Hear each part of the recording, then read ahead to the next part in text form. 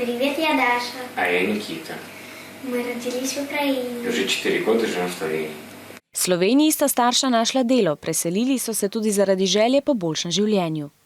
Ker Slovenija je v Evropski uniji, imate policijo dobro urejen, davke, medicino. Pravita, da so tudi šole v Sloveniji boljše kot v Ukrajini. Meni je všeč, da pri vas v Sloveniji je zelo urejene šole, čiste so, čiste stranišče, zelo lepo urejene. Dober odnos med učiteljem pa učencem. Sem se veliko več naučil v Sloveniji, kakor v Ukrajini. Konec lanskega novembra so se v središču Kijeva, glavnega mesta Ukrajine, začeli množični protesti. Protestniki so jezni na vlado premierja Viktorja Janukoviča, ker ta ni podpisala pridružitvenega sporazuma z Evropsko unijo. Je zelo strah. Zakaj?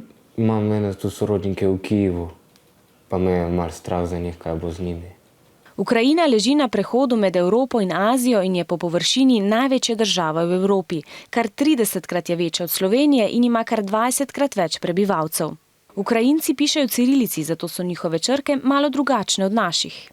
Ja, nekatere besede se napišejo enako, pa se čisto drugačno izgovorijo. Naprimer tale N. Če ga obrneš naokol, je I po rusko. Po babičinem receptu pripravimo tudi ukrajinski zajtrk srnike. Katere so tradicionalne take jedi ukrajinske? Naprimer boršč ukrajinski, pa vareniki. Vareniki so isto kot ravioli, samo da so veliko večji, pa nimajo samo mesa, lahko je češnja, višnja.